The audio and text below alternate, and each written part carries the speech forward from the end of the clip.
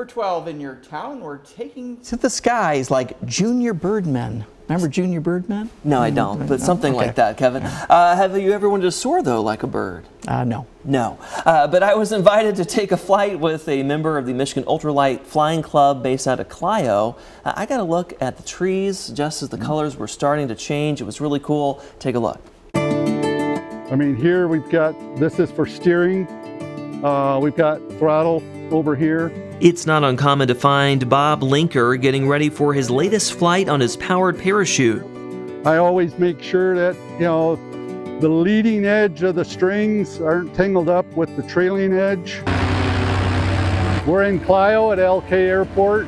And it's not uncommon to see parachutes filling the sky above the airport.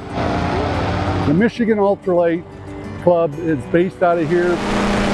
Bob invited me along for a flight. And just like that, we were off, flying toward the clouds. As a kid, I always wanted to fly. For Bob, it's more than a hobby, it's his passion. I've been flying basically for the past 27 plus years. 27 plus years ago, he was interested in getting his pilot's license. I just happened to see one of these powered parachutes flying, and I'm like, well, that's a nice way to fly. You fly low and slow. His first flight is all it took. I got hooked. We hovered above the fields and trees just as the fall color was starting to pop through. Every time I go up, it's a new adventure. And I can agree, it is a thrill, but at the same time, it can be relaxing seeing the world from this perspective. It's a stress reliever. You know, if I've got a morning or an evening, you know, it's like it's great just to get up above the ground and just, it's just like floating with the birds, flying with the birds. Generally, I stay 500 to 1,000 feet. I mean, sometimes I'll dip down over, you know, cornfields or, you know, that's always fun. I call it kind of field hopping. Sometimes he flies higher than the birds. On a clear day, even from Clio, if I'm up 3,000 feet, I can see the Saginaw Bay. Bob says it's like a painting come to life. Oh, I just take in all the colors, the scenery. Whenever the conditions are right, Bob is flying high. I fly early morning or late evening when the winds are calm. I have flown during the day at times, but you hit thermals that'll bounce you around a little bit. I know in other states they have calmer winds, but Michigan, you take what you get. Over the years, he's taken up more than 400 passengers. Oh, people love it. I haven't had one disappointed person. You know, people tell me, you know, they're ready to go again.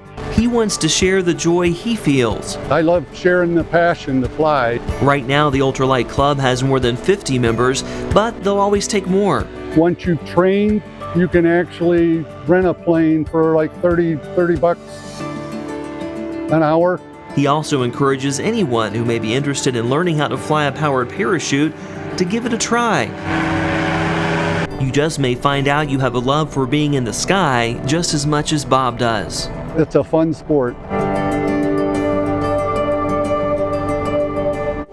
Oh, it's pretty cool being up there, seeing all the vistas and feeling the wind blowing in my hair. It was great. And I had the honor a couple months ago of being Bob's 400th passenger. He invited me to fly along.